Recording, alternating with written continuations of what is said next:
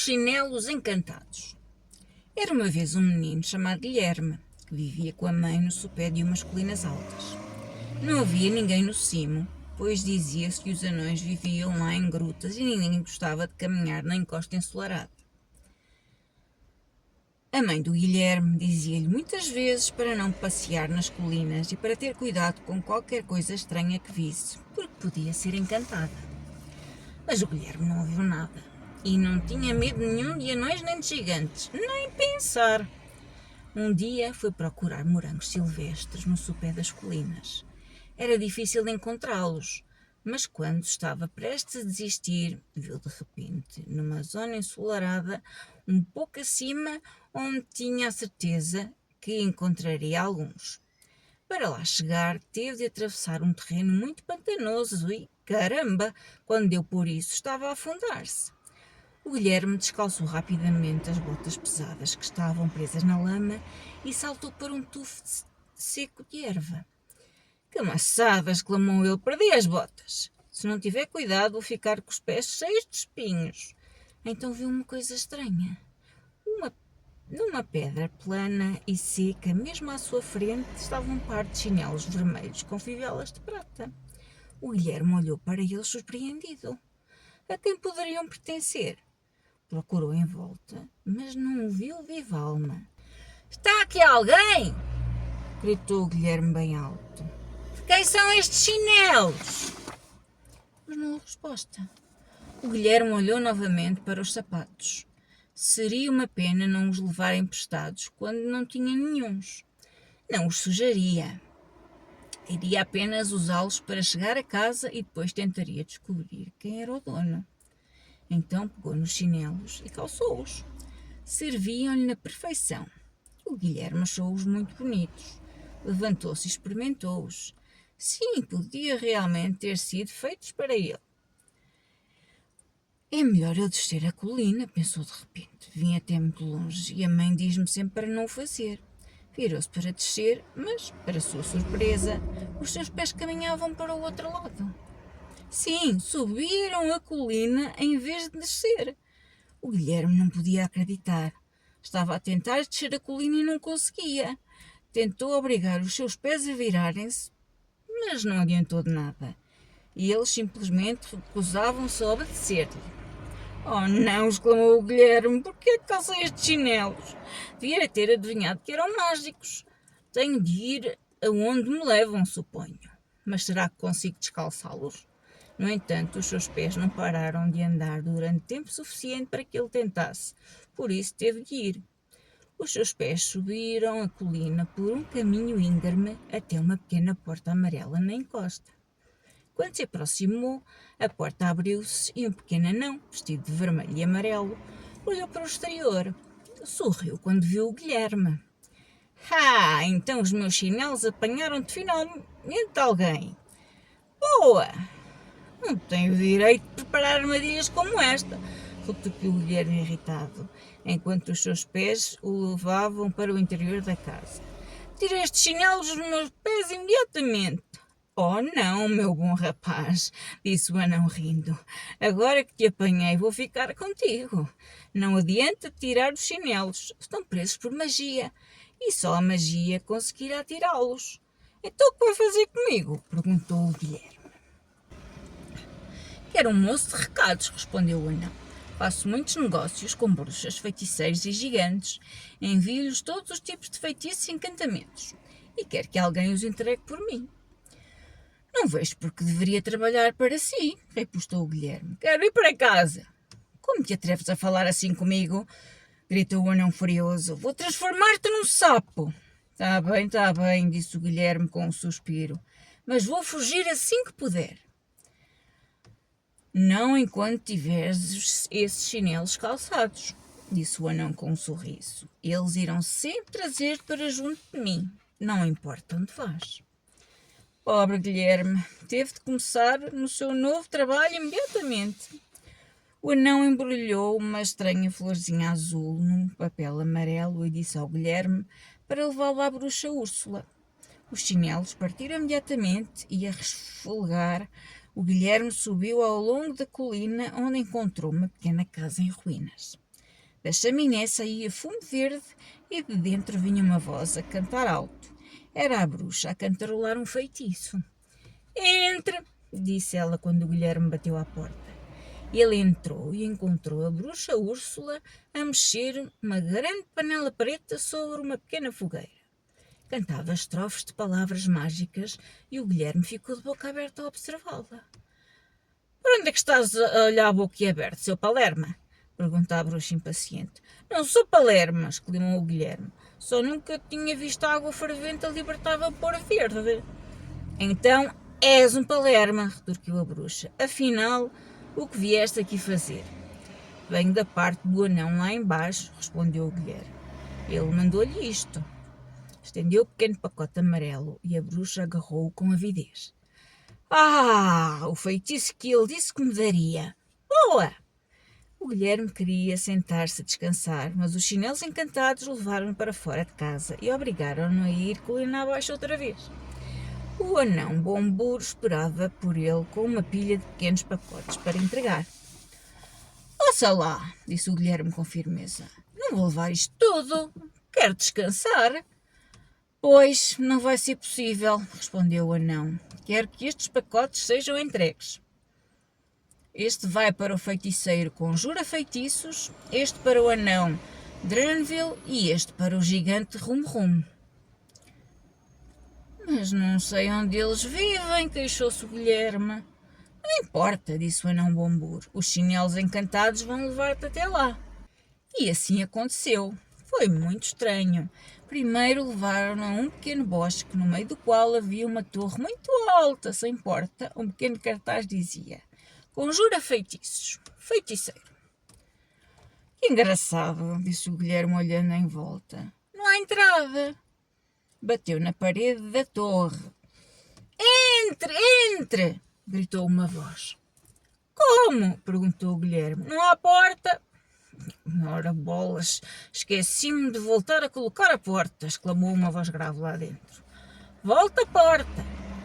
Imediatamente uma porta verde apareceu na torre.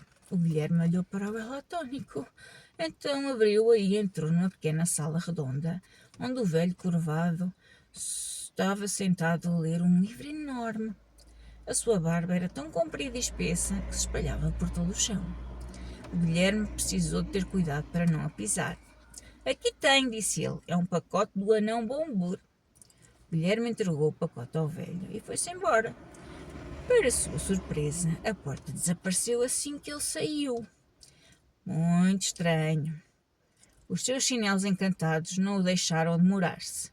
Tiraram-no do bosque do feiticeiro e levaram-no até meio do outro lado da colina antes de pararem. Qual é o problema agora? Perguntou o Guilherme. Não vejo casa nenhuma. Estes chinelos enganaram-se. Espero que não me mantenham aqui ao frio o dia todo. Nesse momento, a terra começou a tremer sob os seus pés. Sentia-se assustado e perguntou se seria um terremoto. De repente, ouviu uma vozinha zangada. Sai de cima da minha porta! Não consigo abri-la! Sai! A voz parecia vir de baixo. O Guilherme sentiu a terra tremer debaixo dele novamente. E então, para seu espanto, viu que estava parado em cima de um alçapão castanho exatamente da cor da encosta. No alçapão havia uma pequena placa de identificação que dizia: Anão Dranville. Sinto muito! Gritou o Guilherme. Não sabia que estava em cima da sua porta. Mas os meus pés não querem sair daqui. Ouviu-se um barulho zangado lá embaixo. De repente, alguém empurrou o alçapão com tanta força que o Guilherme foi lançado no ar e caiu com um estrondo. Cuidado! Gritou o Guilherme irritado. Fez-me levantar voo. Bem feita, respondeu o anão mal-humorado, espreitando para fora do alçapão aberto. O que é que queres afinal? És o rapaz que traz as batatas? Não, não sou. Fui enviado pelo anão Bombur para lhe trazer isto. O anão arrancou-lhe o embrulho da mão e desapareceu no alçapão imediatamente, fechando-o atrás de si. Vai-te embora, gritou, e nunca mais te ponhas em cima da minha porta. Imediatamente os chinelos encantados do Guilherme levaram-no de novo colina acima, num trote rápido. Agora só preciso de ir ter com o gigante Rum Rum, disse o Guilherme. Ainda bem, sinto-me muito cansado. Em breve chegou a alvo que parecia ser um grande poste dourado.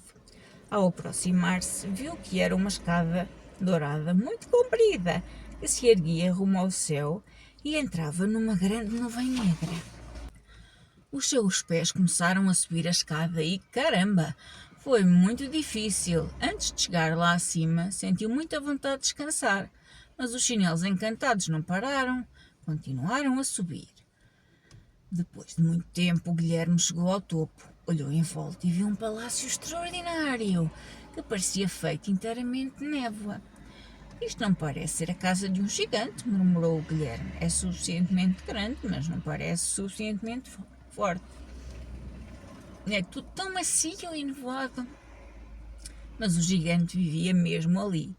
A porta da frente abriu-se quando o Guilherme se aproximou, e lá dentro ele viu um grande salão, mais alto que uma árvore mais alta que já tinha visto. Sentado a uma mesa esculpida estava um gigante com um rosto largo e bondoso. Olhou sorridente para o rapaz, enquanto avançava. De onde vens, rapaz? Perguntou. Da parte do anão Bombur, respondeu o Guilherme. Ele mandou-me este pacote. Já não era sem tempo, comentou o gigante, estendendo a mão enorme e assustando o Guilherme. Não tenhas medo, meu rapaz, não te vou magoar. Sou um gigante das nuvens e vivo aqui para fazer os trovões que às vezes tu ouves, mas não faço mal a ninguém. O gigante abriu o pacote e franziu a testa zangado. O anão voltou a enviar-me o feitiço errado, resmungou. Sabes alguma coisa sobre feitiços, rapaz? Nada, disse o Guilherme. Oh, que pena, disse o Rum-Rum. Estou a fazer um feitiço de trovões para o verão e preciso multiplicar 12 relâmpagos por 11 trovões. Não sei a resposta. O Bombur disse que me enviaria, mas não enviou, tenho a certeza. Qual é a resposta, segundo ele? Perguntou o Guilherme, que sabia muito bem a tabuada. Ele diz que 12 relâmpagos multiplicados por 11 trovões formam 99 nuvens de tempestade, respondeu o Rum-Rum. Está enganado, disse o Guilherme. 12 vezes 11 é 132. Ai, sim, admirou-se o gigante. Que bom, agora posso fazer o feitiço. Estou-te muito agradecido. Rapaz, será que posso fazer alguma coisa por ti em troca? Bem, por acaso sim, respondeu o Guilherme. Pode dizer-me como hei de livrar-me destes chinelos. Bem, a única maneira de te livrares deles é calçá-los noutra pessoa, observou o Rum-Rum. Diz-me a quem gostarias de calçá-los e eu digo-te como tirá-los.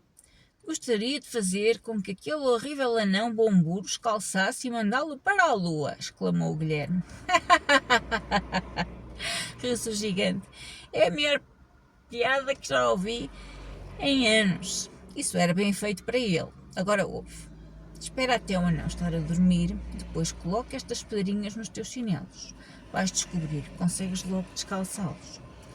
Enfia-os nos pés do Bombur antes de conseguir contar até 10 e diz-lhe para onde ir. E ele irá. Os chinelos vão fazê-lo andar e ele nunca mais vai voltar. Oh, obrigado, respondeu o Guilherme e aceitou as pedrinhas que o gigante Rum-Rum lhe deu. Despediu-se do bondoso gigante e desceu rapidamente a escada. Em breve estava de volta à casa de Bombur e encontrou-o a jantar.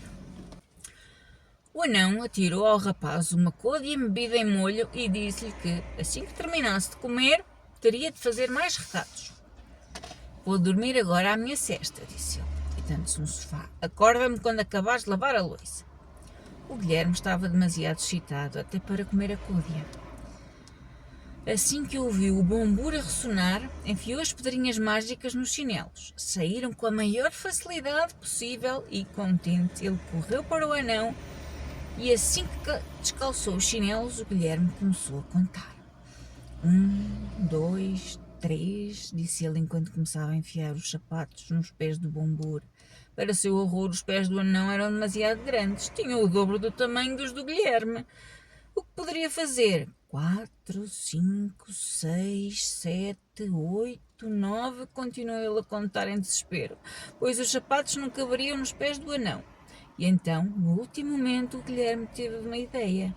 calçá-los ia nas mãos do anão, enfiou-os rapidamente, dizendo: desce. Neste momento o anão acordou. Que estás a fazer? Gritou ele zangado, levantando-se. Vou transformar-te num sapo. Vou... Caminha até à lua! Gritou o Guilherme muito animado. Então uma coisa extraordinária aconteceu. O anão fez imediatamente o pino e começou a andar sobre as mãos em direção à rua. O Bombur ficou ainda mais admirado do que o Guilherme. Tem pena de mim, gritou. Tira-me estes chinelos. Não sei fazer isso, respondeu o Guilherme, mas de qualquer forma é bem feito. Vá, chinelos, vão até à lua e depois, se o anão se arrepender do que fez, podem trazê-lo de volta. Pouco depois o anão estava muito longe, andando de cabeça para baixo sobre as mãos, chorando e gemendo. Assim que o anão desapareceu de vista, uma multidão de seres pequenos veio a correr ter com o Guilherme.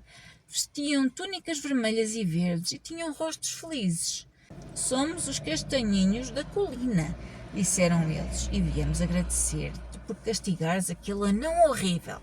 Agora seremos felizes e tu e os teus amigos podem subir a encosta em segurança. Haha, que grande surpresa para o Bombur ser enviado para a lua sobre as mãos. Foi muito inteligente da tua parte. Os alegres castanhinhos da colina levaram o Guilherme em segurança para casa e até foram buscar as suas botas perdidas no pântano que se tinha afundado. E agora o Guilherme e os amigos caminhavam sem medo por todas as colinas, pois os amistosos castanhinhos estão por lá e os desagradáveis anões fugiram, assustados com o destino do Bombur. Quanto ao Bombur, ainda nem vai a meio caminho da lua, portanto, só Deus sabe quando volta.